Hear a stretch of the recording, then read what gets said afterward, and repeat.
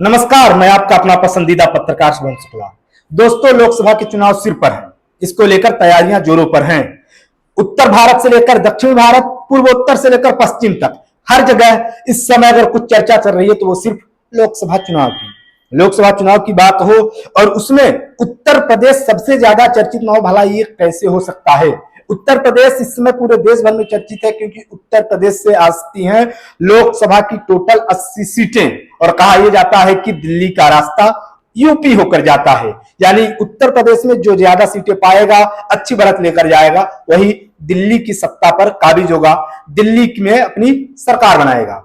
तो आज हम लोग उत्तर प्रदेश की ही एक ऐसी लोकसभा सीट के बारे में बात करेंगे जो देश भर में चर्चित है। यहां 2 लोगों के बीच या 3 लोगों के बीच मुकाबला नहीं है, बल्कि यहां मुकाबला चतुष्कोणीय है। यानी सीधे तौर पर कहें तो यहां 4 लोग सीधे सीधे आमने सामने हैं, और चुनाव को लेकर यह कहा जा रहा है कि इन चारों में से कोई भी जीत सकता है।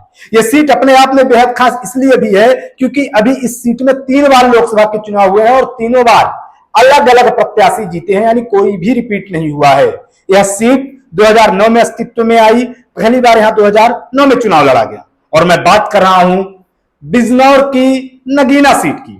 नगीना सीट 2009 में अस्तित्व में आई। जब 2009 में यहां पहली बार चुनाव हुआ तब सपा जीती। उसके बाद 14 में प्रचंड मोदी लहर में भाजपा ने यहां पर अपनी सांसद बनाया, और उसके बाद 19 में एक बार फिर सपा, बसपा और रालोद के गठबंधन का उम्मीदवार जीता था। अब 2024 का बिगुल फूंक चुका है, और इस बार 4 लोगों के बीच मुकाबला है।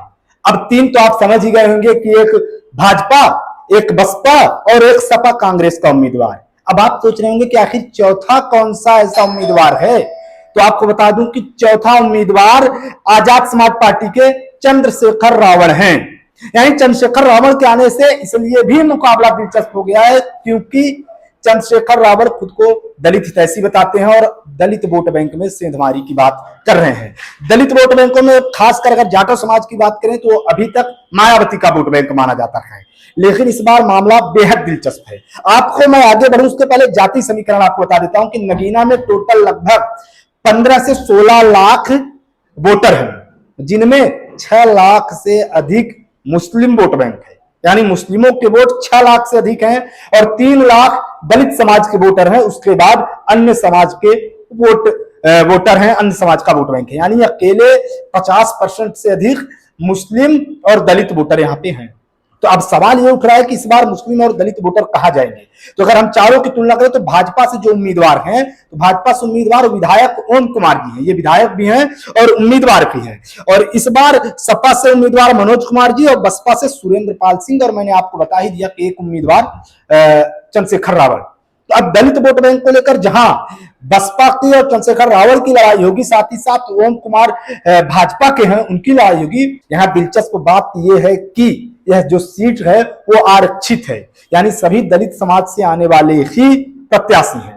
तो एक तरफ जहां भाजपा हिंदुत्व का कार्ड लेकर दलित वोट बैंक और अन्य समाज को लेकर चलने की बात कर रही है, वहीं दूसरी तरफ विपक्ष के जो तीनों उम्मीदवार हैं, यानी सपा, बसपा प्लस चंद्रशेखर रावण, ये तीनों ही लोग मुस्लिम और दलित वोट बैंक के सहारे हैं। यानी जो हिंदुओं का वोट बैंक है उसमें एक छत्र भाजपा अपनी दावेदारी कर रही है। अब वोट पड़ेगा या नहीं ये उन पर है, लेकिन फिलहाल उन्होंने हिंदुत्व के कार्ड को लेकर चल रहे हैं। मुस्लिम वोट बैंक पर 2, 4, 6% मिल जाए तो उसकी बात नहीं कहा जा सकता, लेकिन उनकी दावेदारी आप सीधे तौर पर कह सकते हैं कि नहीं है। अब देखने वाली बात होगी कि आखिर यहाँ का वोटर क्या सोचता है, वोटर किसको वोट देता है? सपा जीतेगी, भाजपा जीतेगी, या बसपा जीतेगी, या फिर चंद्रशेखर रावण बाजी मारेंगे?